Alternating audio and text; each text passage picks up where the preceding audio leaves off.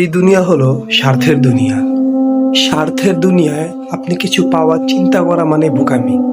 কারণ এই স্বার্থের দুনিয়া সবসময় চাবে আপনাকে ধোঁকা দিতে, আপনার সাথে বেইমানি করতে।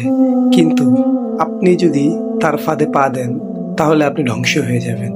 আর যদি আপনি এই স্বার্থের দুনিয়াকে আখেরাতমুখী হয়ে চলেন তাহলে আপনি সফলতা লাভ করবেন।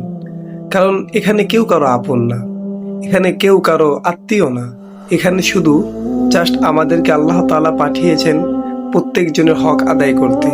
আপনি আপনার পরিবারের হক আদায় করে আপনি আখিরাতের কথা ভাবুন। এই দুনিয়া দেখবেন টাকা ছাড়া কেউ কাউকে চেনে না। মা বাবা ভাই বোন স্ত্রী সন্তান যাকেই দেখবেন আপনার টাকা ছাড়া তারা চলতেই পারে না, টাকা ছাড়া তাদের খুশি করতেই পারবেন না। কারণ আগেই বলেছি দুনিয়া হলো স্বার্থের দুনিয়া। আপনি দেখবেন সামান্য 10 টাকা 20 টাকার জন্য 1000 2000 টাকার জন্য মানুষ মার্ডার করে ফেলে, মানুষকে নির্মমভাবে হত্যা করে। আপনি দেখতে পেরেছেন আমাদের বাংলাদেশের অবস্থাকে। তো এটাই বোঝা যায় যে মানুষ স্বার্থের জন্য অন্য মানুষকে মারতে দ্বিধাবোধ করে না। তাহলে বুঝতে পারতেছেন যে আল্লাহ ছাড়া আপনাকে আর কেউ ভালোবাসে না। তো আল্লাহ যখন আপনাকে নিঃস্বার্থ ভালোবাসে তাকেও আপনি নিঃস্বার্থ ভালোবাসা উচিত। আল্লাহ আপনার কাছে কি চায়? কিছুই চায় না।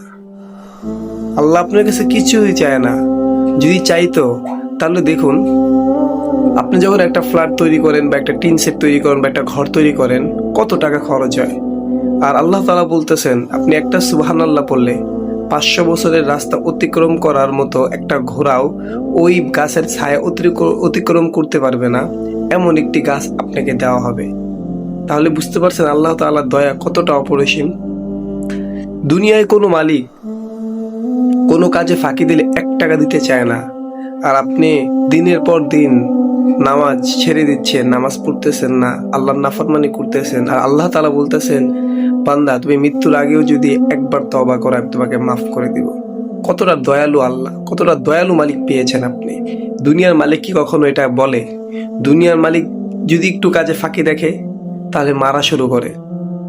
তাহলে আপনি চিন্তা করুন যে আপনার মালিক কতটা দয়ালু।